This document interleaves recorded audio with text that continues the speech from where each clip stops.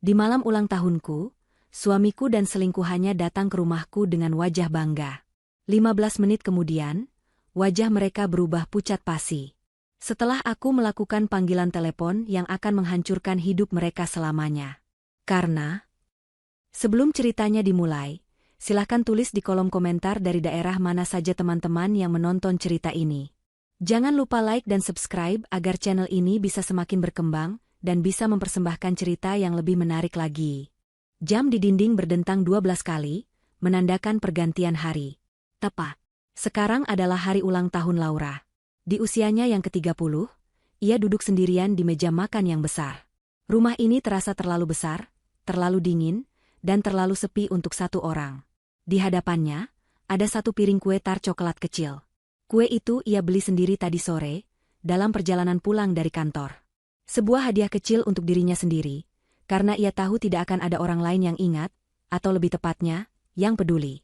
Lilin angka 3 dan 0 berdiri tegak di atasnya, tapi tidak menyala. Laura tidak berniat meniupnya. Keheningan di rumah itu begitu pekat, hanya dipecah oleh deru pendingin ruangan dan detak jarum jam.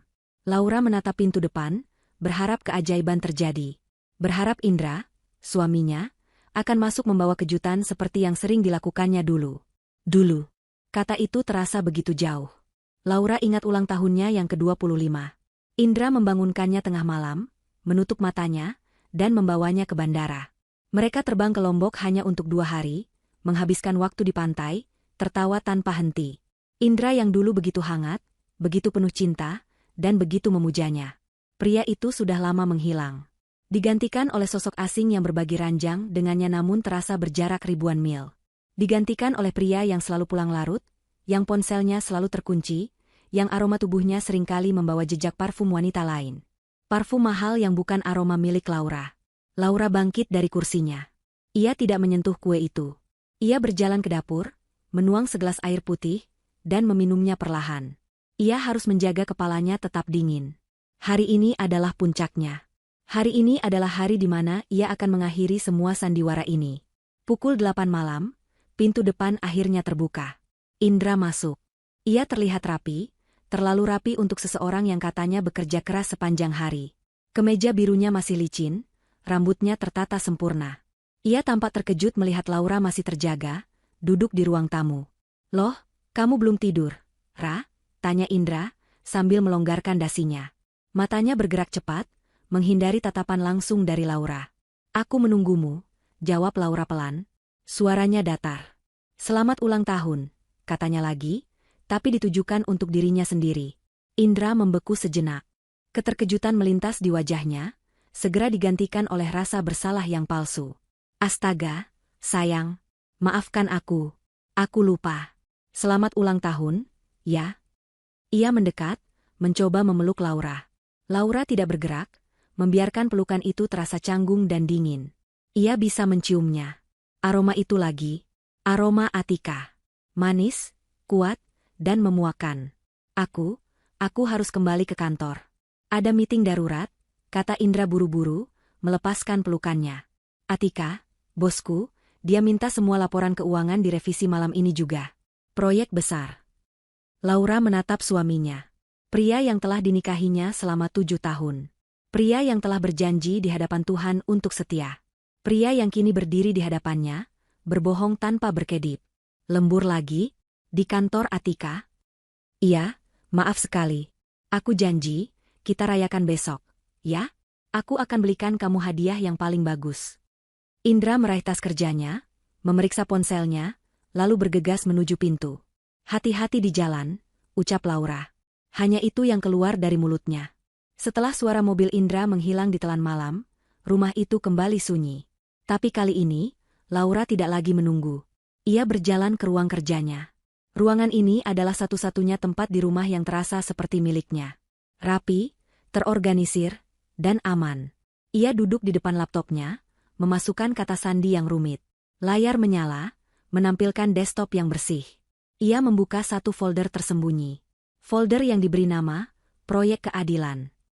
Selama 6 bulan terakhir, Laura bukan hanya duduk diam dan menangis. Saat kecurigaannya muncul pertama kali, ia mulai mencari tahu. Ia bukan wanita bodoh yang mudah dibohongi. Ia adalah seorang auditor keuangan sebelum memutuskan berhenti untuk fokus pada rumah tangganya atas permintaan Indra. Kesalahan terbesar Indra dan Atika adalah meremehkannya. Mereka pikir wanita berhijab yang pendiam ini hanya tahu urusan dapur dan mengaji. Folder itu berisi bukti-bukti yang ia kumpulkan dengan susah payah. Ada subfolder bernama Visual. Isinya adalah rekaman CCTV dari berbagai tempat. Restoran mewah tempat Indra dan Atika makan malam romantis.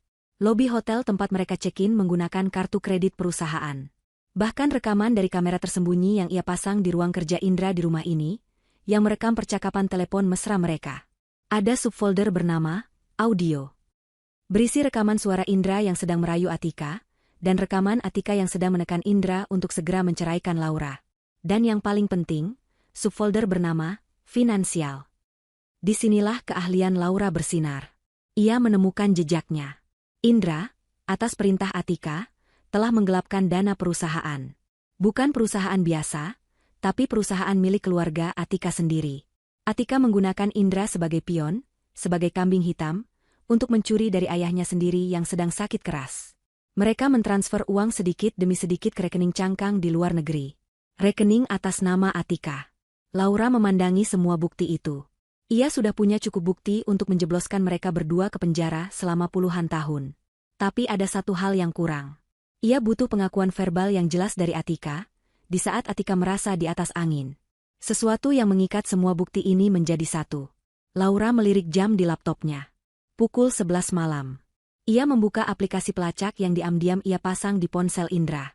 Titik biru yang menunjukkan lokasi Indra tidak berada di gedung kantor. Titik itu berada di sebuah unit apartemen mewah di pusat kota. Apartemen milik Atika. Kalian pikir aku bodoh? Gumam Laura pada layar yang menyala. Malam ini, kalian akan memberiku hadiah ulang tahun terbaik. Kalian akan memberiku pengakuan kalian. Laura mematikan layar laptopnya, tapi tidak mematikannya. Ia hanya perlu menunggu. Ia tahu karakter Atika. Sombong, arogan, dan suka pamer. Dan ia tahu karakter Indra. Lemah, penakut, dan mudah dikendalikan. Kombinasi yang sempurna untuk sebuah kehancuran. Ia akan menunggu panggilan itu. Panggilan yang akan mengakhiri segalanya. Waktu merayap lambat. Jam 12 lewat. Jam setengah 1. Laura duduk diam di ruang kerjanya, ditemani kesunyian yang mencekam. Ia tidak menyalakan lampu, membiarkan cahaya dari monitor laptop menjadi satu-satunya penerang. Di luar, hujan mulai turun.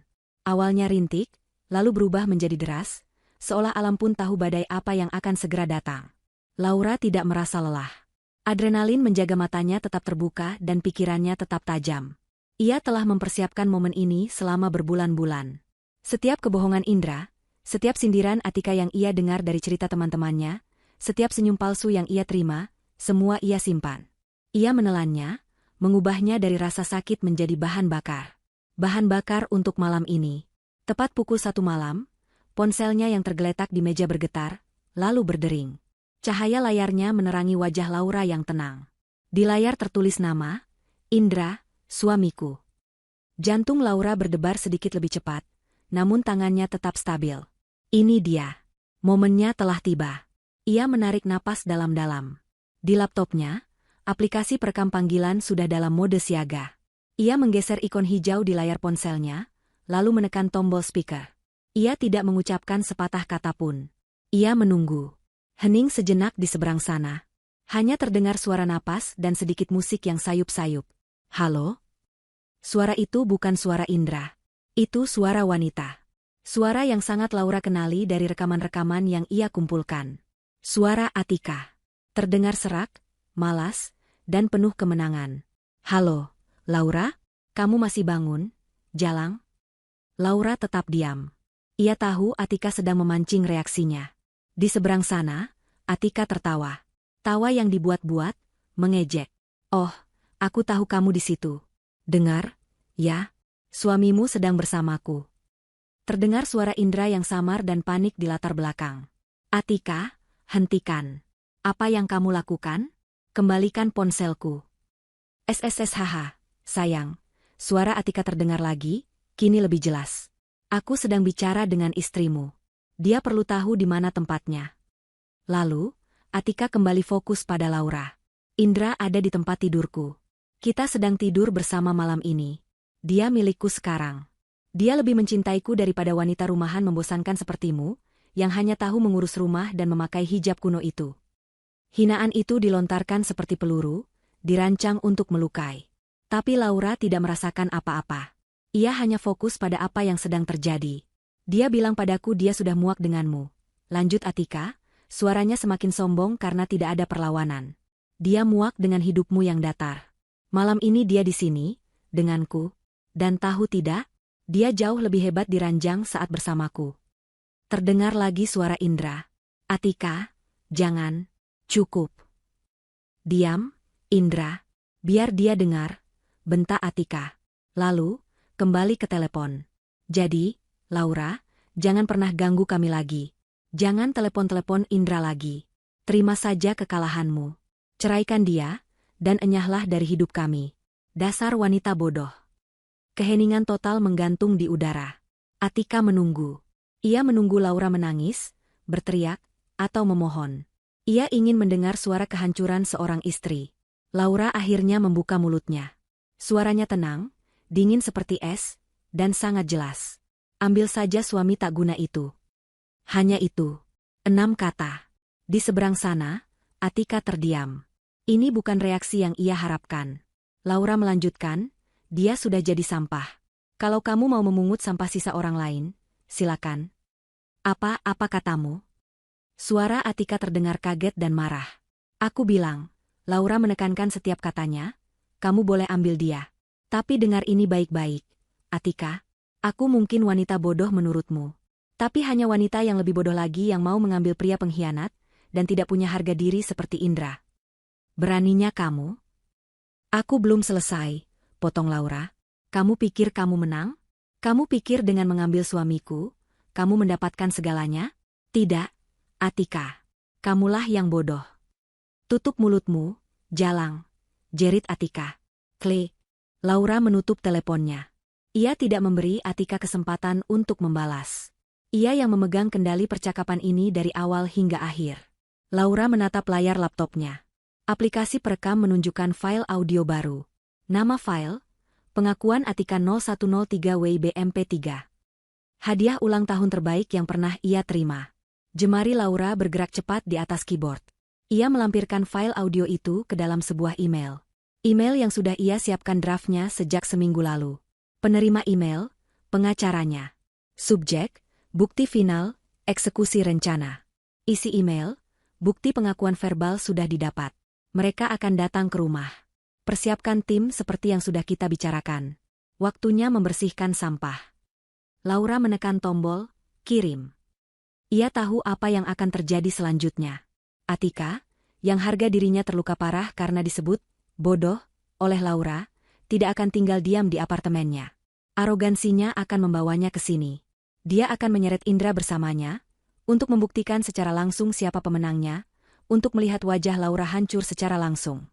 Laura melirik jam. Pukul 1.10 pagi. Perjalanan dari apartemen Atika ke rumah ini memakan waktu sekitar 1,5 jam jika mengebut di jalanan yang sepi. Mereka akan tiba sekitar jam 3 pagi. Laura bangkit dari kursinya. Ia berjalan ke kamar mandi, membersihkan wajahnya, dan mengganti pakaian rumahnya dengan setelan gamis dan hijab yang rapi dan elegan.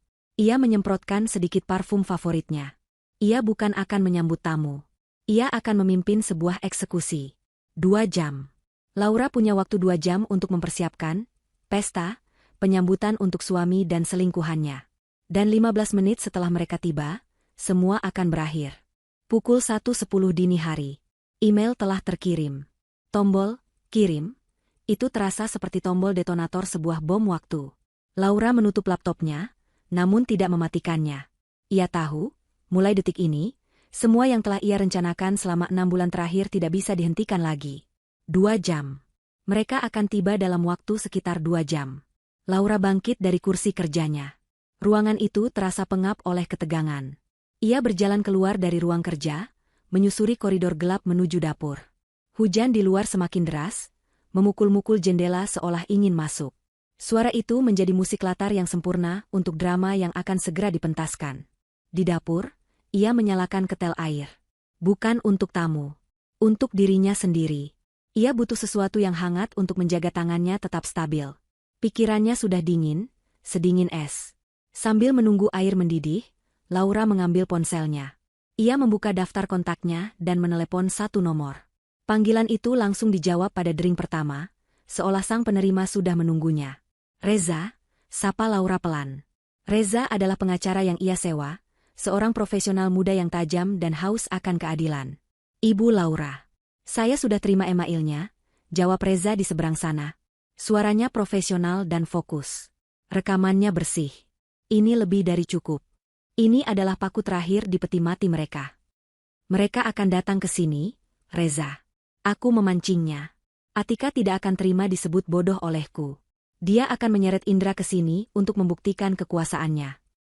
Terdengar helaan napas singkat dari Reza. Sesuai dugaan kita. Baik, Bu Laura. Tim sedang bergerak. Seperti rencana, kami akan tiba di sana dalam 2 jam. Kami akan membiarkan mereka masuk lebih dulu. Ibu butuh berapa lama? Laura menatap jam dinding di dapur. Pukul 1.15. Beri aku 15 menit, katanya. 15 menit? Reza terdengar ragu. Bu, Anda tidak perlu mengambil risiko. Kami bisa. Aku butuh 15 menit, potong Laura, tegas. Aku ingin pengakuan di depan saksi. Aku ingin mereka mengaku di rumahku sendiri, di depan tim audit. Rekaman telepon itu bukti kuat. Tapi pengakuan langsung di bawah tekanan akan menghancurkan mereka sepenuhnya. Aku ingin mereka melihat kehancuran mereka sendiri. 15 menit, Reza. Setelah itu, lakukan tugasmu. Keheningan sejenak. Baik, Bu Laura. 15 menit. Tim akan siaga di radius 1 kilometer. Kami akan masuk tepat saat Anda memberi sinyal, atau jika kami mendengar sesuatu yang membahayakan Anda. Aku tidak akan dalam bahaya, kata Laura. Orang yang paling berbahaya di ruangan itu nanti adalah aku. Sampai jumpa. Laura menutup telepon tanpa menunggu jawaban. Ketel air berbunyi. Ia menuang air panas ke dalam cangkir, memasukkan kantong teh kamomil. Aroma yang menenangkan. Kontras dengan isi hatinya. Ia membawa cangkirnya ke ruang tamu. Ia menyalakan lampu utama. Ruangan itu bermandikan cahaya terang. Sofa krem yang dulu ia dan Indra pilih bersama. Foto pernikahan mereka di dinding. Laura menatap foto itu. Senyumnya di foto itu begitu tulus. Penuh harap. Senyum Indra juga. Apa yang terjadi pada pria itu? Laura mengambil foto pernikahan itu dari dinding. Ia membawanya ke dapur, membukanya, dan mengeluarkan fotonya. Ia melipat foto itu dan membuangnya ke tempat sampah. Bingkai kosong itu ia letakkan kembali di meja. Sisa waktu 1 jam lebih ia gunakan untuk menghubungi 1 orang lagi. Orang terpenting. Kali ini, jarinya berhenti pada nama Paman Darmawan. Pak Darmawan. Paman dari pihak ibunya. Sosok yang menggantikan ayahnya. Pria itulah pemilik sesungguhnya dari perusahaan tempat Indra dan Atika bekerja. Atika hanyalah putri dari rekan bisnis lama Pak Darmawan yang sudah pensiun karena sakit. Pak Darmawan mempercayakan operasional harian pada ayah Atika, dan kini pada Atika, tanpa pernah menunjukkan bahwa dialah pemegang saham mayoritas yang sesungguhnya. Atika, dalam kesombongannya, mengira perusahaan itu miliknya untuk dijarah. Indra tidak pernah tahu koneksi ini. Laura sengaja menyembunyikannya. Baginya, pernikahan adalah tentang cinta, bukan tentang koneksi keluarga. Sebuah kesalahan yang ia sesali kini. Panggilan tersambung. Assalamualaikum, Paman, sapa Laura. Waalaikumsalam, Nak, kamu belum tidur? Suara Pak Darmawan terdengar berat dan bijak. Belum, Paman. Ikan sudah masuk perangkap. Tepat seperti yang Paman duga, kata Laura. Anak itu, Atika, dia benar-benar melakukannya? Meneleponmu? Dia tidak hanya menelepon, Paman. Dia menghinaku, dan memberikan pengakuan verbal yang kita butuhkan. Rekamannya sudah di tangan Reza. Pak Darmawan menghela napas panjang. Bagus. Bagus sekali, Laura. Paman tahu Paman bisa mengandalkanmu. Tim audit independen sudah Paman siapkan. Mereka akan berangkat bersama Reza. Mereka akan menyita semua server begitu mendapat pengakuan langsung. Aku tahu, Paman. Terima kasih sudah percaya padaku. Bukan, Nak. Paman yang terima kasih. Kamu bisa saja diam dan meminta cerai. Tapi kamu memilih berjuang untuk membersihkan perusahaan keluarga kita. Kamu mengingatkan Paman pada ibumu. Kuat dan cerdas. Laura tersenyum tipis. Indra akan ada di sini juga. Pria lemah itu, geram Pak Darmawan. Dia akan menerima ganjaran yang setimpal. Dia berani menyakiti keponakan kesayanganku. Jangan khawatirkan dia. Fokus pada tujuanmu. Aku hanya ingin ini selesai, Paman. Akan selesai malam ini, Nak. Malam ini keadilan akan ditegakkan. Sekarang, bersiaplah. Tetap tenang. Ingat semua latihan yang Paman minta kamu lakukan. Kamu adalah pemimpinnya malam ini. Baik, Paman. Assalamualaikum. Waalaikumsalam. Panggilan berakhir. Laura meletakkan ponselnya. Ia merasa lebih kuat. Ia tidak sendirian dalam pertarungan ini. Ia kembali ke ruang tamu. Ia duduk di kursi tunggal, menghadap langsung ke pintu depan. Seperti singa betina yang menunggu di wilayah kekuasaannya. Ia menata hijabnya yang sedikit miring. Ia harus terlihat sempurna. Bukan untuk mereka, tapi untuk dirinya sendiri. Waktu terus berjalan. Pukul 2 pagi. Pukul setengah 3. Hujan mulai reda, menyisakan udara dingin yang menggigit. Pukul 2.58. Laura melihat aplikasi pelacak di ponselnya. Titik biru yang mewakili mobil Indra, atau lebih tepatnya, mobil Atika, berhenti tepat di depan gerbang rumahnya. Pukul 2.59. Terdengar suara pintu mobil dibanting. Keras. Penuh amarah. Terdengar suara langkah kaki yang tergesa-gesa di jalan setapak menuju pintu. Pukul 3. Tepat. Bel pintu berbunyi. Sekali, 2 kali, lalu berkali-kali dengan brutal, seolah seseorang meninjunya. Laura menghirup tehnya yang terakhir. Sudah dingin. Ia meletakkan cangkir di meja. Ia bangkit, merapikan gamisnya. Dengan langkah tenang dan mantap, ia berjalan menuju pintu depan. Ia tidak akan membiarkan mereka menunggu. Pesta penyambutan harus segera dimulai. Laura membuka pintu. Di hadapannya berdiri 2 sosok yang sangat ia kenal, namun terlihat begitu asing di bawah cahaya teras yang temaram. Atika berdiri di depan, dadanya naik turun menahan amarah. Wajahnya yang cantik memerah, matanya menyala-nyala. Rambutnya sedikit acak-acakan, dan ia hanya mengenakan kemeja pria yang kebesaran. Laura mengenali kemeja itu, kemeja kerja milik Indra, dan celana pendek. Penampilan yang sengaja dirancang untuk provokasi. Di belakangnya, Indra berdiri kaku. Wajahnya pucat pasi, seperti mayat hidup. Matanya membelalak ketakutan, menatap Laura seolah melihat hantu. Ia tampak ingin melarikan diri, namun cengkeraman Atika di lengannya begitu kuat. Laura bersandar di kusen pintu. Wajahnya tenang, nyaris tanpa ekspresi. Ia sengaja membiarkan hijabnya yang rapi dan gamisnya yang tertutup menjadi kontras yang menusuk dengan penampilan Atika. Sudah selesai, lemburnya? Sapa Laura. Suaranya datar, tidak ada getar amarah atau tangis. Pertanyaan itu menyulut Atika. Beraninya kamu, desis Atika. Ia mendorong Indra ke samping dan melangkah maju, menerobos masuk ke dalam rumah. Ia tidak diundang, tapi ia bertindak seolah rumah itu miliknya. Tutup mulutmu, bentak Atika, menunjuk wajah Laura. Kamu bilang aku bodoh? Kamu yang bodoh. Wanita kampung yang tidak tahu diri. Indra tergopoh-gopoh masuk di belakangnya, seperti anjing peliharaan yang ketakutan. Laura, aku bisa jelaskan. Ini tidak seperti yang kamu pikirkan. Lirih Indra, kata-kata yang sudah basi dan tidak berarti. Laura menutup pintu di belakang mereka. Klik. Suara kunci pintu yang diputar terdengar begitu nyaring di keheningan rumah. Suasana di ruang tamu seketika menjadi berat. Tidak seperti yang kupikirkan. Laura mengulang kata-kata Indra. Ia berjalan melewati mereka, mengambil posisi di tengah ruangan. Jadi, apa yang harus kupikirkan? Indra, kamu berpamitan lembur di kantor Atika, tapi jam 1 pagi Atika yang meneleponku dari ponselmu. Mengatakan kalian tidur bersama. Dan sekarang kalian datang ke rumahku jam 3 pagi dengan penampilan seperti ini. Coba bantu aku berpikir. Apa penjelasan logisnya? Indra tidak bisa menjawab. Mulutnya membuka dan menutup, tapi tidak ada suara yang keluar. Atika tertawa. Tawa yang keras dan sumbang. Hentikan, Indra. Jangan buang waktu menjelaskan pada wanita ini. Ia menjatuhkan dirinya ke sofa utama. Sofa tempat Laura biasa beristirahat. Ia menyilangkan kakinya, dengan sengaja memamerkan pahanya yang telanjang. Dengar, Laura. Aku kesini bukan untuk berdebat, kata Atika, nadanya merendahkan. Aku kesini untuk mengambil apa yang menjadi milikku. Milikmu? Tanya Laura, alisnya terangkat sedikit. Ya, Indra. Dan semua yang dia miliki, kata Atika. Ia menatap sekeliling ruangan dengan pandangan menilai. Rumah ini lumayan. Aku mungkin akan merenovasinya. Mengganti semua perabot kuno ini. Atika, jangan, pinta Indra. Ia terlihat sangat panik.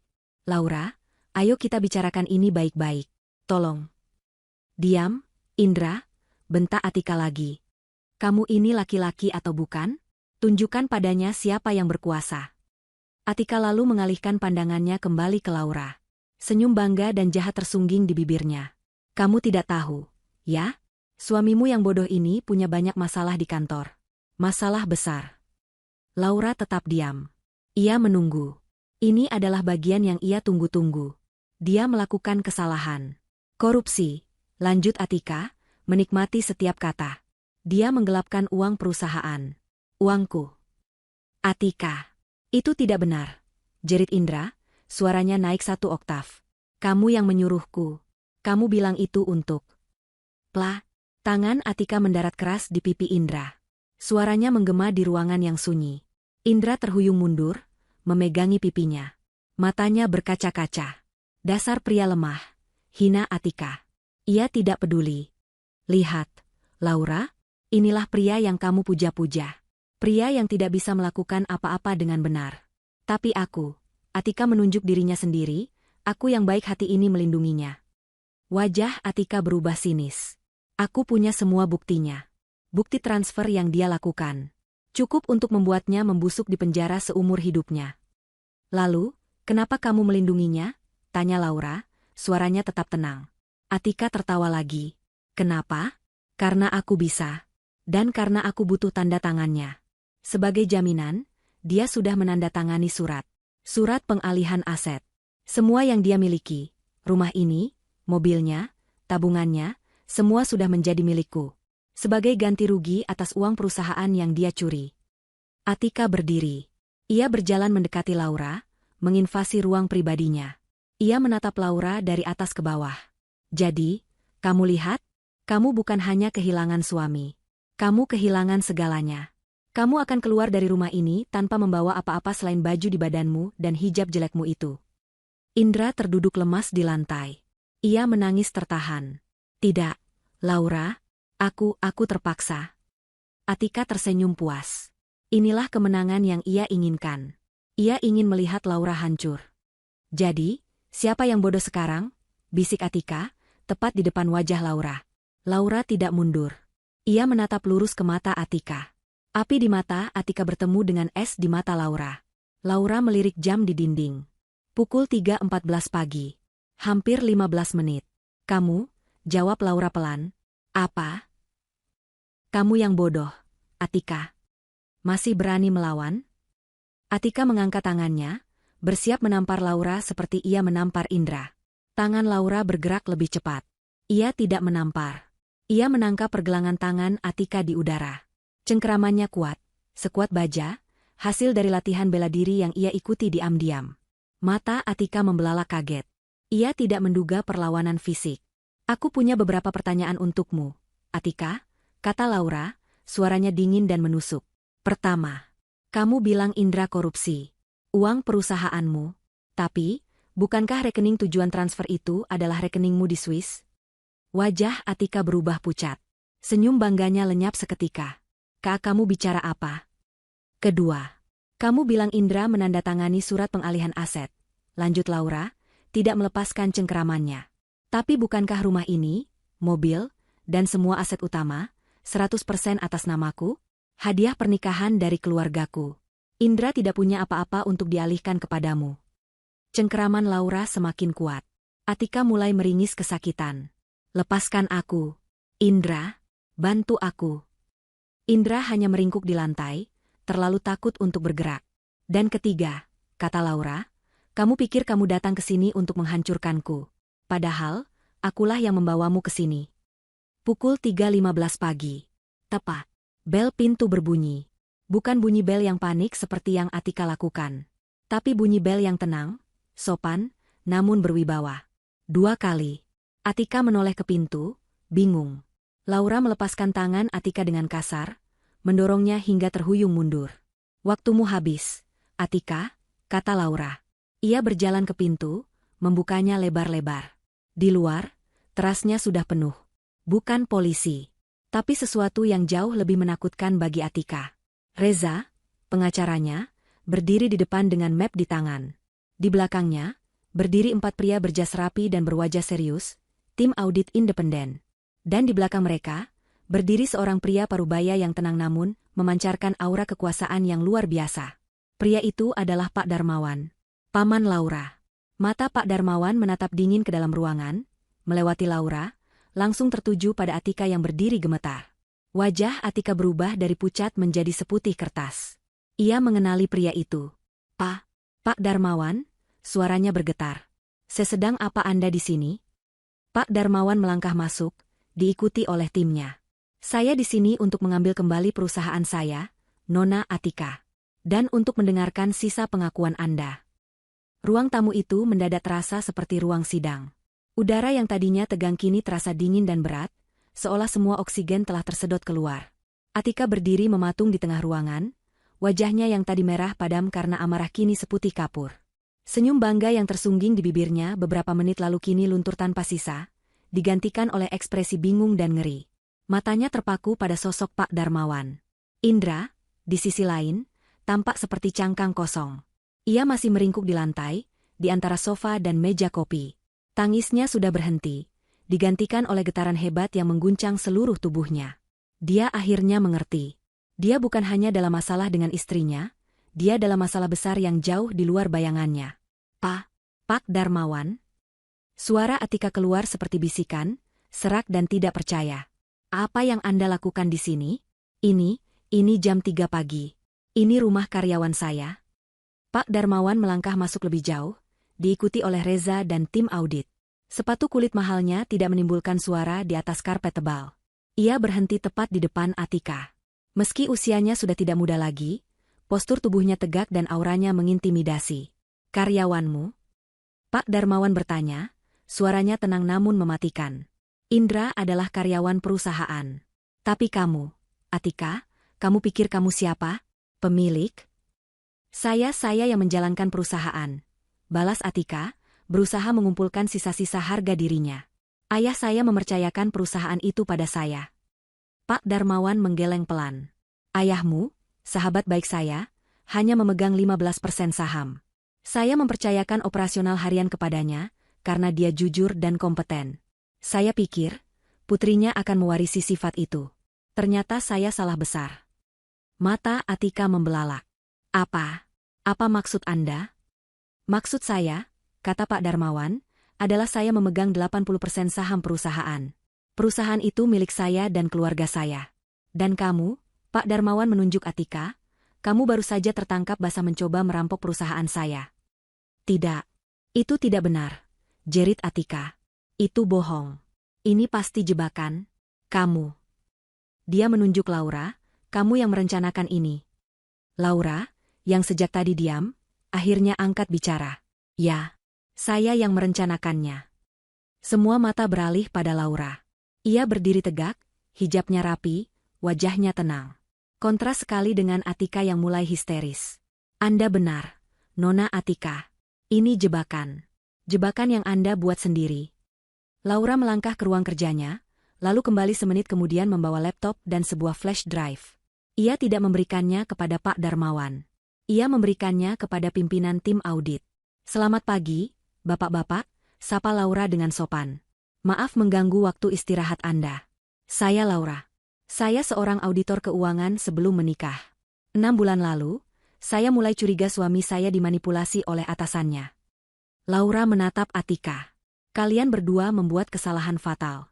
Kalian meremehkan saya. Kalian pikir saya hanya wanita berhijab yang diam di rumah, yang tidak tahu apa-apa selain memasak. Kalian lupa, saya dilatih untuk menemukan angka-angka yang hilang. Atika mundur selangkah. Aku tidak tahu apa yang kamu bicarakan. Oh, Anda tahu, kata Laura. Saya yakin bapak-bapak dari tim audit akan tertarik dengan apa yang saya temukan. Ia menyalakan laptopnya dan menghubungkannya ke televisi besar di ruang tamu. Ini, kata Laura, menampilkan sebuah bagan alur keuangan yang rumit. Adalah jejak uang yang Anda berdua coba sembunyikan. Layar menunjukkan serangkaian transfer. Dari rekening perusahaan, ke beberapa rekening fiktif di dalam negeri, lalu terkumpul di satu rekening bank di Swiss. Rekening ini, lanjut Laura, terdaftar atas nama Atika Suryatjaja. Bukan Indra. Anda menggunakan suami saya sebagai kambing hitam. Anda menyuruhnya melakukan transfer-transfer kecil, meyakinkannya bahwa itu adalah bonus atau dana taktis yang wajar. Tapi semua aliran dana itu, pada akhirnya, masuk rekening pribadi Anda. Indra mengangkat wajahnya. Dia bilang itu legal. Dia bilang itu cara perusahaan menghindari pajak. Bodoh, hardik Pak Darmawan. Kamu ikut mencuri, Indra. Dan kamu mengkhianati istrimu untuk wanita ini. Atika panik. Itu fitnah. Semua itu rekayasa. Kamu tidak punya bukti. Reza, sang pengacara, yang sejak tadi diam, melangkah maju. Bukti, Nona Atika? Bukti apa yang Anda mau? Reza mengeluarkan ponselnya. Mungkin kita mulai dengan bukti audio? Dari telepon Anda ke klien saya, Ibu Laura, pada pukul 1 dini hari tadi. Reza menekan tombol play. Suara Atika yang serak dan arogan memenuhi ruangan. Suamimu sedang bersamaku. Kita sedang tidur bersama. Jangan ganggu, dasar wanita bodoh. Lalu suara Laura yang dingin. Ambil saja suami tak guna itu. Kamulah yang bodoh. Wajah Atika berubah menjadi abu-abu. Tim audit saling berpandangan. Ini buruk. Sangat buruk. Itu bisa diedit. Sangkal Atika, meski suaranya bergetar. Benarkah? Tanya Reza. Lalu, bagaimana dengan yang ini? Laura menatap Atika. Saya tahu kalian akan ke sini. Saya tahu arogansi Anda tidak akan membiarkan saya mengucapkan kata terakhir. Saya tahu Anda harus datang ke sini, ke rumah saya, untuk menunjukkan kemenangan Anda. Jadi, lanjut Laura, saya memberikan Anda panggung. Laura mengarahkan jarinya ke sebuah titik hitam kecil di sudut rak buku, tersembunyi di antara vas bunga dan buku-buku tebal. Sebuah kamera tersembunyi. Anda sedang tampil, Atika. Reza kini beralih ke laptopnya, yang terhubung dengan tim audit. Dan ini adalah rekaman sejak 15 menit yang lalu. Tepatnya sejak Anda berdua menginjakan kaki di rumah ini. Di layar laptop Reza, muncul rekaman video. Rekaman Atika yang menampar Indra. Rekaman Atika yang membanggakan dirinya. Video itu memutar suara Atika dengan sangat jelas. Suamimu yang bodoh ini punya banyak masalah di kantor. Dia melakukan kesalahan. Korupsi. Dia menggelapkan uang perusahaan. Uangku. Tapi aku yang baik hati ini melindunginya. Dia sudah menandatangani surat pengalihan aset. Semua yang dia miliki, rumah ini, mobilnya, tabungannya, semua sudah menjadi milikku. Itu adalah pengakuan penuh. Di depan saksi. Direkam secara audio dan visual. Atika terhuyung. Ia jatuh terduduk di sofa yang tadi ia hina. Napasnya terengah-engah. Matanya kosong. Dia kalah. Pak Darmawan menatap tim audit. Anda sudah mendapatkan semua yang Anda butuhkan. Pengakuan verbal, pengakuan visual, dan jejak audit lengkap dari keponakan saya. Pimpinan tim audit mengangguk, wajahnya serius. Ini lebih dari cukup, Pak Darmawan. Ini adalah penggelapan dana terencana skala besar.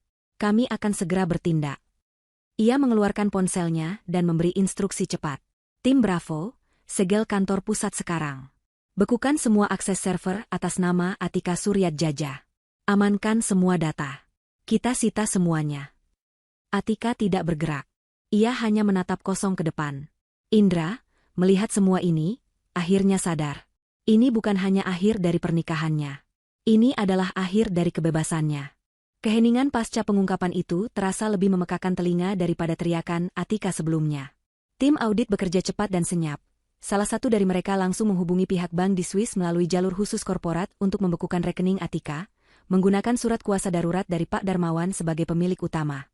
Ruang tamu Laura telah sukses diubah dari tempat penghinaan menjadi pusat komando yang melumpuhkan sebuah operasi kriminal. Atika masih terduduk di sofa.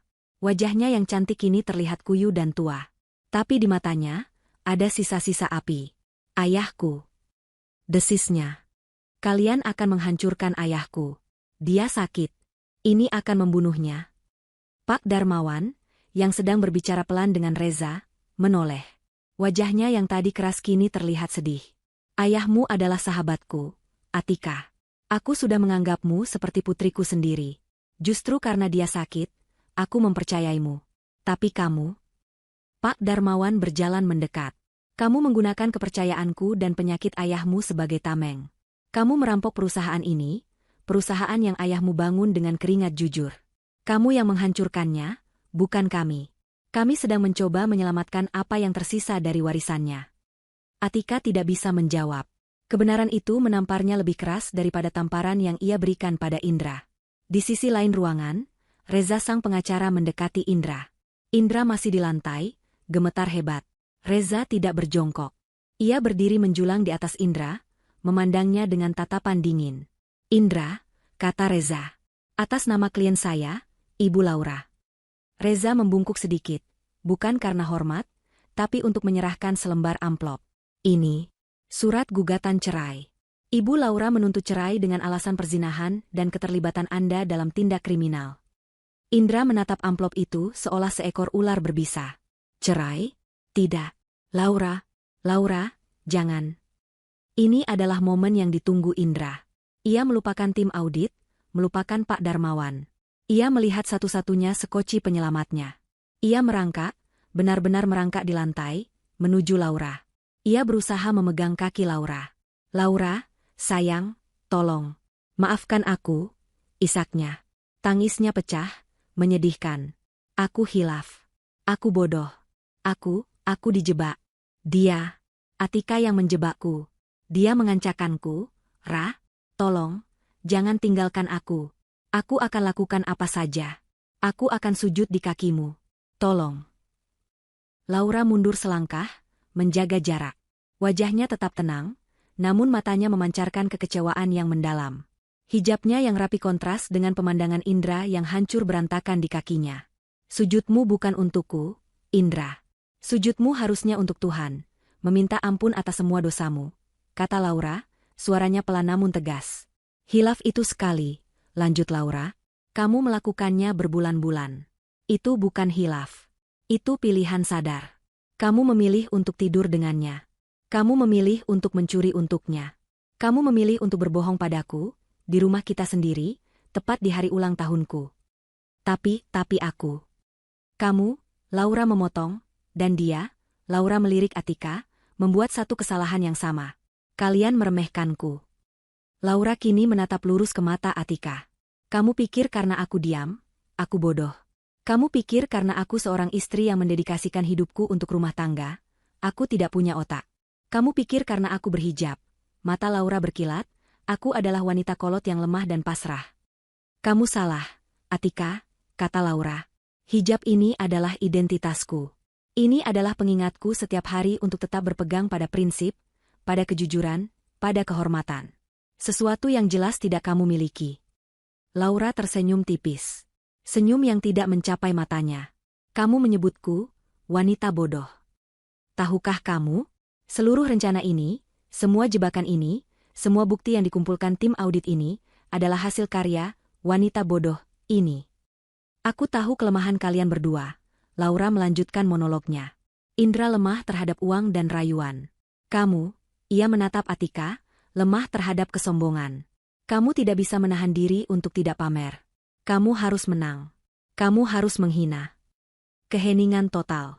Bahkan tim audit berhenti sejenak dari pekerjaan mereka untuk mendengarkan. Kamu pikir telepon jam 1 pagi tadi adalah idemu? Tanya Laura. Atika mengangkat wajahnya, bingung. Tidak. Itu adalah ideku. Ini adalah pukulan terakhir. Indra dan Atika sama-sama terkejut. Aku tahu Indra ada bersamamu, jelas Laura.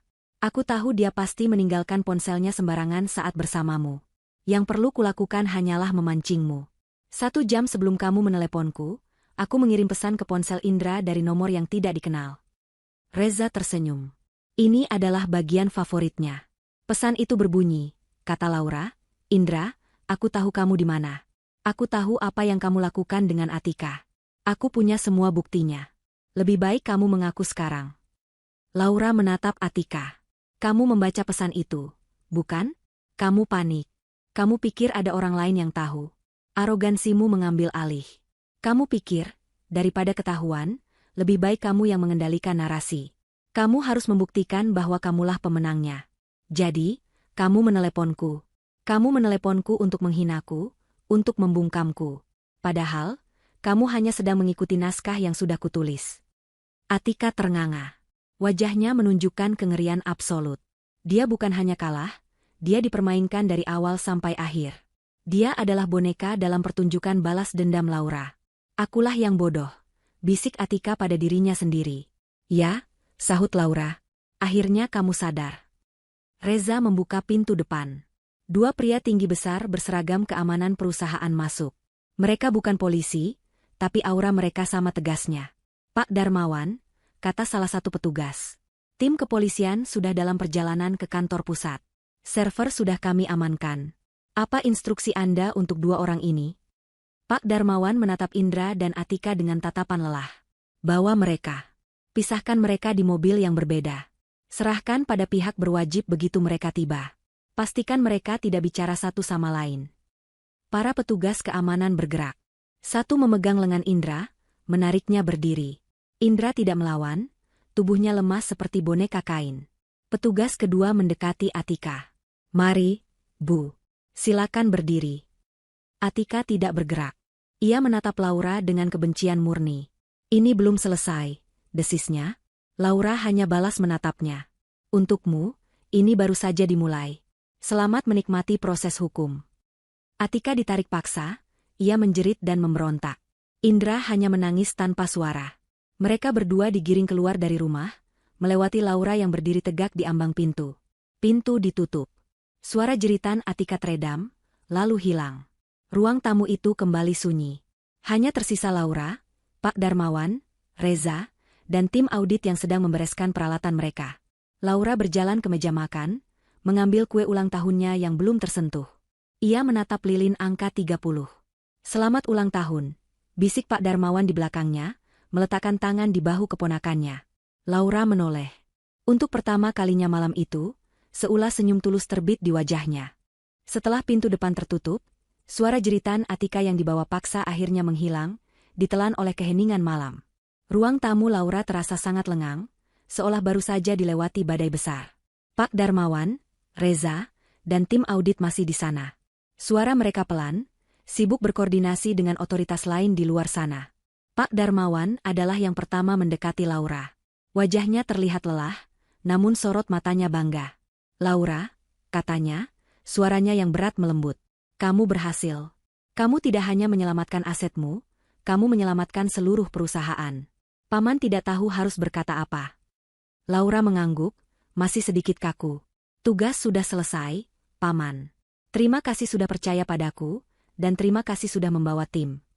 Reza, pengacaranya, merapikan berkas-berkasnya. Ibu Laura, mulai sekarang, biarkan kami yang mengambil alih. Pihak kepolisian akan menangani mereka. Fokus Anda sekarang adalah memulihkan diri. Saya akan mengurus proses gugatan cerai secepat mungkin. Dengan bukti perzinahan dan tindak pidana ini, Indra tidak akan bisa menuntut apapun dari Anda. Ganti rugi juga akan kita ajukan. Laura menatap pengacaranya. Lakukan apa yang harus Anda lakukan, Pak Reza. Pastikan mereka mendapatkan hukuman yang setimpal. Setelah beberapa arahan terakhir, Pak Darmawan dan timnya akhirnya pamit. Paman akan menghubungimu besok pagi, Nak. Istirahatlah. Kamu pantas mendapatkannya, ujar Pak Darmawan sebelum melangkah keluar. Pukul 4 pagi. Rumah itu akhirnya kembali menjadi milik Laura seorang. Keheningan yang kini menyelimuti terasa berbeda. Ini bukan keheningan yang menekan atau sepi. Ini adalah keheningan yang bersih. Keheningan yang menandakan akhir dari sesuatu yang busuk. Laura berdiri di tengah ruang tamunya. Ada noda lumpur dari sepatu para petugas di karpet. Ada cangkir teh kamomilnya yang sudah dingin di meja.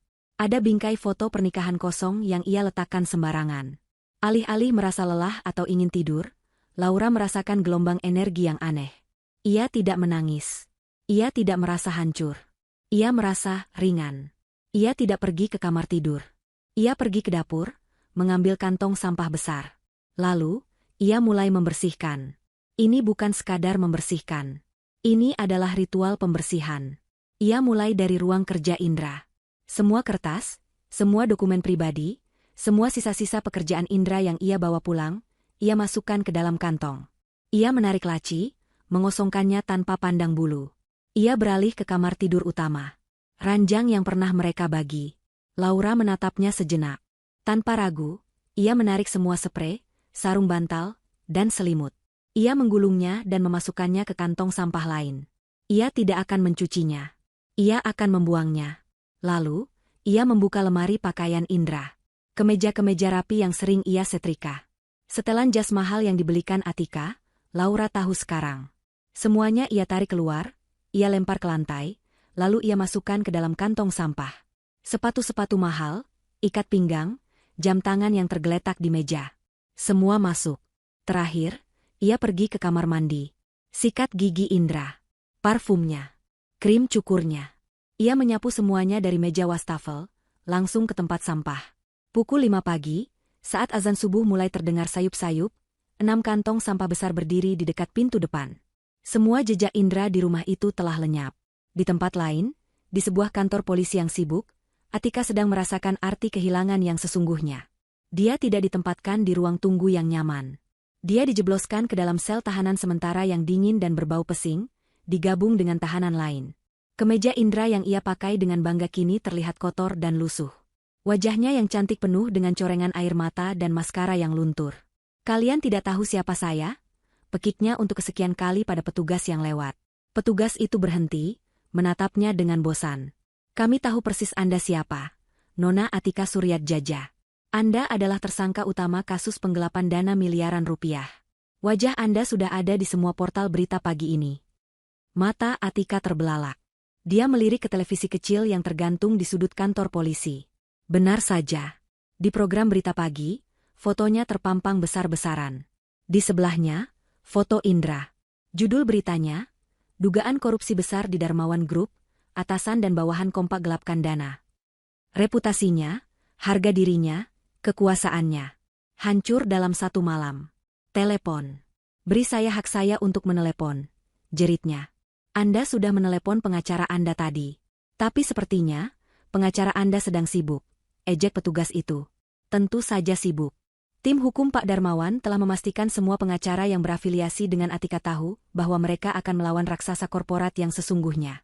Tidak ada yang mau menyentuh kasus ini. Di ruang interogasi yang berbeda, Indra sedang menangis terseduh-seduh di hadapan 2 orang detektif. Ia tidak lagi berusaha membela diri. Ia menceritakan segalanya. Saya bersalah, Pak. Tapi saya dipaksa. Atika yang merencanakan semuanya. Dia menggunakan tubuhnya, dia menggunakan jabatannya. Saya hanya pion kecil." "Pion kecil yang ikut menikmati uangnya?" tanya detektif itu, melempar setumpuk foto ke meja. Foto-foto Indra dan Atika berlibur, makan malam mewah, foto mobil sport baru yang dibelikan Atika untuk Indra. Saya. Indra tidak bisa berkata-kata. "Dengar, Indra," kata detektif itu, "kami tahu Atika otaknya. Tapi Anda kaki tangannya. Anda yang melakukan transfer. Anda ikut bersalah. Tapi, jika Anda bekerja sama, jika Anda berikan kami semua yang Anda tahu, hukuman Anda mungkin bisa diringankan." Saya mau bekerja sama," seru Indra putus asa. "Saya akan berikan semuanya. Semua rekening, semua tanggal. Saya akan bersaksi melawannya. Tolong saya, Pak. Saya korban di sini." Detektif itu hanya tersenyum tipis. Pengkhianat akan selalu menjadi pengkhianat. Hingga akhir. Kembali ke rumah. Matahari mulai terbit. Laura berdiri di depan jendela yang terbuka. Udara pagi yang segar masuk, mengusir sisa-sisa bau busuk tadi malam. Rumah itu terasa kosong, namun dengan cara yang baik. Ia belum tidur, tapi ia tidak merasa lelah. Ia mengambil kue ulang tahunnya yang masih utuh di meja makan. Kue itu adalah simbol. Simbol dari kehidupan lama yang sepi. Ia membawa kue itu ke dapur, dan tanpa ragu, membuangnya ke tempat sampah. "Aku akan membeli kue yang baru," gumamnya pada diri sendiri. Ia berjalan ke kamar mandi, melepaskan hijabnya, dan berdiri di bawah pancuran air panas. Ia mandi lama sekali. Menggosok tubuhnya, seolah sedang menggosok sisa-sisa kenangan pahit. Ia merasa bersih. Terlahir kembali. Tepat di hari ulang tahunnya. 6 bulan telah berlalu. Waktu berjalan cepat, membawa perubahan besar dalam hidup Laura. Proses hukum berjalan alot, namun pasti. Berkat bukti-bukti kuat yang dikumpulkan Laura dan kerjasamanya yang penuh dengan pihak berwajib, kasus ini menjadi salah satu kasus white collar crime yang paling banyak dibicarakan. Hari ini adalah hari putusan. Laura duduk di bangku pengunjung ruang sidang. Ia tidak duduk di depan, tapi di barisan tengah. Ia datang bukan untuk balas dendam, tapi untuk melihat sebuah akhir. Ia mengenakan setelan kerja berwarna biru tua yang elegan, hijabnya serasi. Penampilannya memancarkan aura kepercayaan diri dan profesionalisme. Ia tidak lagi terlihat seperti istri yang teraniaya. Ia terlihat seperti seorang pimpinan. Di kursi terdakwa, Atika duduk membelakanginya. Penampilannya jauh berbeda dari 6 bulan lalu. Tak ada lagi pakaian desainer atau riasan sempurna. Ia mengenakan seragam tahanan. Wajahnya pucat dan ia terlihat jauh lebih tua. Di sebelahnya, juga dengan seragam yang sama, duduk Indra. Ia menunduk dalam-dalam, tidak berani menatap siapapun. Hakim membacakan putusan. Terdakwa Atika Suryatjaja, suara hakim menggema, terbukti secara sah dan meyakinkan melakukan tindak pidana korupsi, penggelapan dana, dan pencucian uang secara berencana. Laura mendengarkan daftar kejahatan itu. Menjatuhkan hukuman pidana penjara selama 15 tahun dan denda sebesar 50 miliar rupiah, subsidiar 2 tahun kurungan. Terdengar pekik tertahan dari bangku keluarga, Atika di seberang. Atika sendiri membeku. 15 tahun. Masa mudanya akan habis di balik jeruji. Seluruh aset pribadi terdakwa yang terbukti berasal dari hasil kejahatan, disita oleh negara untuk dikembalikan kepada pihak yang dirugikan, yaitu Darmawan Group. Palu diketuk. Karma pertama telah tuntas. Lalu, hakim beralih ke Indra. Terdakwa Indra, hakim bahkan tidak menggunakan nama lengkapnya, terbukti secara sah dan meyakupkan turut serta membantu tindak pidana korupsi. Karena kerjasamanya dan statusnya sebagai justice kolaborator yang membongkar semua kebusukan Atika, hukumannya diperingan. Menjatuhkan hukuman pidana penjara selama 7 tahun. 7 tahun. Indra mengangkat kepalanya. Matanya yang putus asa mencari-cari di antara pengunjung. Matanya bertemu dengan mata Laura. Laura? Bibirnya bergerak tanpa suara, memohon. Laura menatapnya. Tanpa kebencian. Tanpa kemarahan. Tanpa cinta. Yang ada hanya kekosongan. Ia menatap Indra seolah pria itu adalah orang asing. Seolah ia sedang melihat selembar kertas kosong. Lalu, Laura memalingkan wajahnya. Bagi Indra, tatapan kosong dan sikap acuh tak acuh itu terasa lebih menyakitkan daripada vonis 7 tahun penjara. Ia telah dihapus. Ia tidak lagi ada dalam hidup Laura. Itulah hukuman terberatnya. Saat Atika digiring keluar, matanya menyala karena kebencian saat melihat Laura. Ini semua gara-gara kamu, Jalang. Kamu pikir kamu menang? Aku akan keluar, dan aku akan mencarimu. Laura tidak bergeming. Ia hanya menatap Atika dengan tenang. Ambil nomormu, katanya pelan. Antriannya panjang. Atika menjerit frustrasi sebelum akhirnya diseret keluar ruangan. Selesai. Laura keluar dari ruang sidang. Reza sudah menunggunya di luar. Bagaimana perasaan Anda, Bu Laura? Ringan, Pak Reza. Sangat ringan, jawab Laura sambil tersenyum. Ada satu hal lagi, kata Reza, menyerahkan sebuah amplop coklat. Ini, akta cerai Anda. Sudah resmi ditandatangani dan disahkan pengadilan. Anda 100% bebas. Laura menerima amplop itu. Akta cerai. Akhir dari satu babak dan awal dari babak yang baru. Terima kasih atas segalanya, Pak Reza. Satu pertanyaan lagi, Bu. Pak Darmawan terus bertanya. Kata Reza. Tawaran beliau masih berlaku. Kepala Divisi Audit Internal Darmawan Group. Posisi itu sudah menunggu Anda sejak 3 bulan lalu. Laura tersenyum. Katakan pada Paman, saya akan mulai hari Senin. 2 minggu kemudian, di gedung Darmawan Group yang menjulang tinggi, ada sebuah kantor di lantai 30. Kantor sudut dengan pemandangan kota yang indah. Kantor yang dulu milik Atika. Kini, kantor itu telah direnovasi total. Dindingnya dicat putih gading, perabotnya minimalis dan elegan. Di meja besar yang rapi, duduklah Laura. Ia sedang memimpin rapat melalui panggilan video dengan tim auditnya. Saya mau kalian periksa ulang semua laporan dari kuartal ketiga.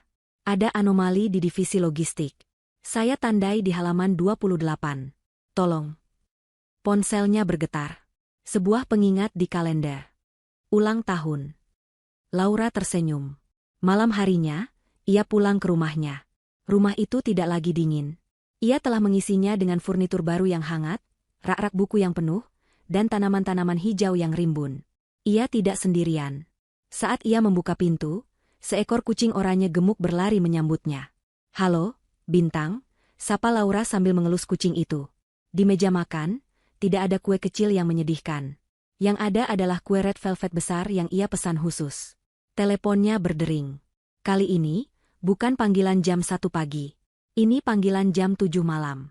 "Assalamualaikum, Paman," sapa Laura. "Waalaikumsalam, Nak. Selamat ulang tahun yang ke-31, suara Pak Darmawan terdengar hangat. "Paman bangga sekali padamu. Karyawan baru Paman yang paling hebat." "Terima kasih, Paman. Terima kasih untuk kesempatannya." "Bukan. Paman yang terima kasih. Kamu adalah berkah." Setelah menutup telepon, Laura duduk di balkonnya, memandangi lampu kota. Kucingnya mendengkur di pangkuannya. Ia memotong sepotong kue untuk dirinya sendiri. Rasanya manis. Ia telah melewati badai terburuk dalam hidupnya. Ia kehilangan suami, tapi ia menemukan dirinya sendiri. Ia menemukan kekuatannya, kehormatannya, dan karirnya kembali. Telepon jam 1 pagi itu bukanlah kutukan. Itu adalah panggilan bangun. Hadiah ulang tahun paling pahit, namun paling berharga yang pernah ia terima. Karena panggilan itulah yang membebaskannya. Dan, wanita bodoh, itu, kini, memegang kendali penuh atas hidupnya. Dan ia sangat, sangat bahagia. 1 tahun setelah vonis dijatuhkan, palu hakim telah menjadi takdir yang tak terhindarkan bagi Atika dan Indra. Kehidupan mereka di balik jeruji besi adalah antitesis sempurna dari kemewahan yang dulu mereka nikmati. Karma, yang seringkali berjalan lambat, kali ini datang berlari dan menagih bayarannya secara lunas dan brutal. Atika, yang terbiasa memberi perintah, kini harus menerima perintah. Di penjara wanita, status dan kecantikannya tidak berarti apa-apa. Malah, itu menjadi sasaran empuk. Arogansinya di hari-hari pertama membuatnya menjadi musuh publik di dalam sel. Ia pikir ia masih bisa mengendalikan orang dengan sisa-sisa uang keluarganya, menyewa perlindungan dari narapidana lain. Tapi ia salah. Suatu sore di ruang makan penjara, seorang narapidana senior yang merasa terhina oleh sikap angkuh Atika, menghampirinya. "Jadi, ini Nona Ratu yang katanya mencuri miliaran," kata wanita itu, suaranya kasar. "Di sini, kamu bukan siapa-siapa, cantik." Atika, masih dengan sisa kesombongannya, membalas, "Jangan sentuh aku, wanita rendahan." Itu adalah kesalahan terakhirnya. Wanita itu tidak menamparnya. Ia hanya menumpahkan sepiring penuh nasi dan lauk pauk yang berkuah ke atas kepala Atika. Nasi, sayur, dan kuah kotor mengalir di rambut Atika yang dulu terawat mahal. Seluruh ruang makan tertawa. Atika, untuk pertama kalinya dalam hidupnya, dipermalukan di depan umum tanpa bisa membalas. Ia hanya bisa berdiri gemetar, campuran antara marah dan takut. Tidak ada yang menolongnya, tidak ada yang peduli. Di sanalah ia sadar, 15 tahun akan terasa seperti selamanya. Kabar buruk tidak berhenti di situ. Ayahnya, yang sakit-sakitan, tidak pernah pulih dari guncangan skandal putrinya. 1 bulan setelah vonis, beliau meninggal dunia karena serangan jantung. Warisannya dibekukan untuk membayar denda dan ganti rugi. Atika kini benar-benar sendirian, tanpa uang, tanpa kekuasaan, dan tanpa keluarga yang bisa diandalkan. Banding yang ia ajukan ditolak mentah-mentah. Sementara itu, di penjara pria yang berbeda, Indra menjalani hukumannya dengan cara yang berbeda, namun sama menyedihkannya. Indra adalah seorang pengecut, dan penjara bukanlah tempat untuk pengecut. Fisiknya yang lemah dan karakternya yang mudah ditindas membuatnya menjadi target utama. Ia menghabiskan hari-harinya dalam ketakutan. Ia bekerja di dapur penjara, mengupas bawang dan kentang, seringkali sambil menangis diam-diam. Setiap malam, ia menulis surat. Surat untuk Laura. "Laura, cintaku. Aku minta maaf. Aku salah. Aku akan jadi lebih baik. Tolong, kunjungi aku sekali saja. Aku butuh melihatmu. Aku tidak tahan di sini. Laura, ini suratku yang ke-20. Apa kamu tidak menerimanya? Aku tahu aku brengsek. Tapi aku suamimu mantan suamimu. Tolong, aku mohon." "Laura, Atika menghancurkan hidup kita. Dia iblisnya. Aku hanya korban. Percayalah padaku." Surat-surat itu ia titipkan pada petugas, berharap akan sampai. Ia tidak tahu bahwa semua surat itu sampai ke tangan Reza, pengacara Laura. Sesuai instruksi Laura, Reza menandai setiap surat itu dengan stempel merah tebal, ditolak, kembalikan ke pengirim. Suatu hari, tumpukan suratnya yang sudah mencapai puluhan itu dikembalikan lagi ke selnya. Tumpukan kertas yang penuh dengan penyesalan palsu. Indra menatap tumpukan surat itu. Dia meraung. Bukan raungan marah, tapi raungan putus asa seorang pria yang hancur. Dia akhirnya mengerti. Laura tidak akan pernah datang. Laura tidak akan pernah memaafkannya. Dia telah dihapus dari kehidupan wanita itu. 7 tahun di penjara terasa ringan dibandingkan kesadaran bahwa ia telah kehilangan satu-satunya hal baik dalam hidupnya karena kebodohannya sendiri. Di luar tembok penjara, di sebuah gedung perkantoran mewah, sebuah plakat baru dipasang di lobi. Penghargaan auditor internal terbaik tahun ini. Di bawahnya, terukir nama Laura. Laura, yang sedang memimpin rapat, menerima notifikasi email dari Reza. Subjek, banding ditolak. Ia membacanya sekilas. Ekspresinya tidak berubah. Ia tidak merasa senang, tidak juga sedih. Ia hanya merasa selesai. Ia menutup email itu, lalu kembali fokus pada layar di depannya. Baik, bapak-bapak, mari kita lanjut ke halaman 42. Ada ketidakkefisienan anggaran di sana yang ingin saya bicarakan. Masa lalu sudah selesai, dan ia tidak punya waktu untuk menengok ke belakang. 2 tahun telah berlalu sejak malam yang menentukan itu. Hari ini adalah hari ulang tahun Laura yang ke-32. Pemandangannya sangat jauh berbeda dari ulang tahunnya yang ke-30. Pukul 5 sore. Laura menutup laptopnya di kantor barunya. Kantor di lantai 30 itu kini terasa sangat Laura. Hangat, rapi, dengan beberapa lukisan abstrak di dinding dan sebuah tanaman anggrek yang sedang mekar sempurna di mejanya. Ia kini adalah kepala divisi audit dan kepatuhan Darmawan Group, tangan kanan kepercayaan pamannya. Sudah mau pulang, Bu Laura? Tanya asistennya dari pintu. Ya, Rina. Tolong pastikan tim mendapat laporan ini sebelum jam 9 besok. Dan selamat berakhir pekan, kata Laura sambil tersenyum. Baik, Bu. Dan selamat ulang tahun, kata Rina tulus. Laura tersenyum lebih lebar. Terima kasih, Rina. Ia pulang ke rumahnya. Rumah yang dulu dingin dan sepi itu kini terasa hidup. Ia telah merenovasi total ruang tamu.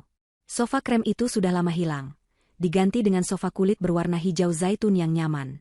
Foto pernikahan sudah tidak ada, digantikan lukisan kaligrafi besar yang menenangkan.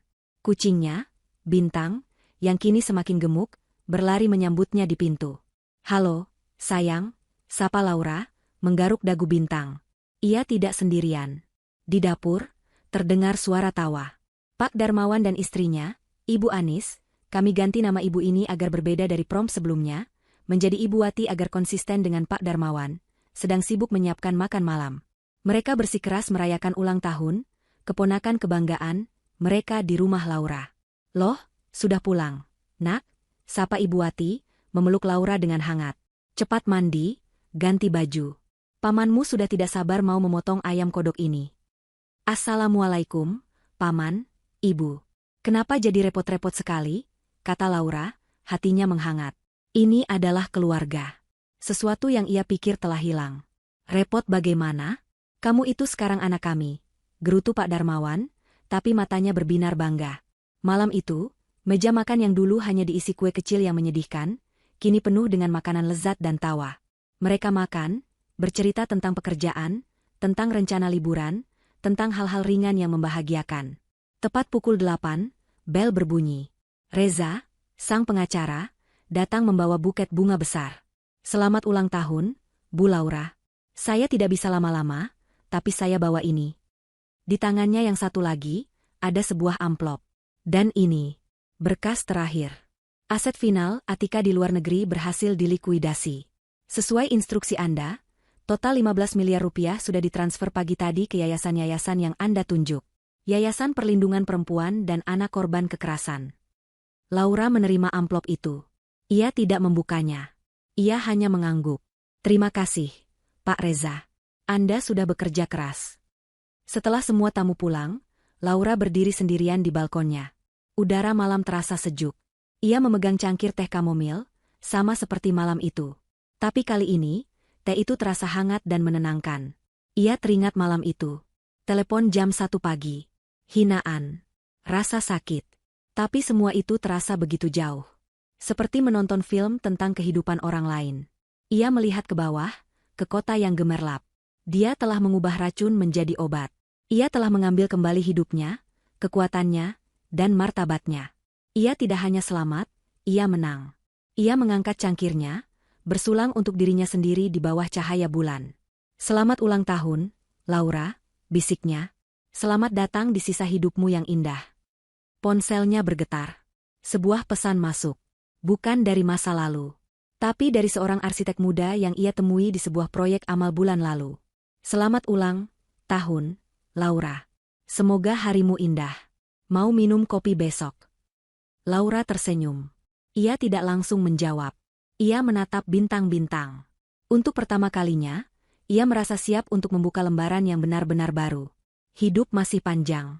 Dan, wanita bodoh, itu kini tahu persis bagaimana menjalaninya dengan bijak. Dia akhirnya bebas. Benar-benar bebas. Dan penonton yang menyimaknya, bisa menutup cerita ini dengan rasa puas yang tuntas.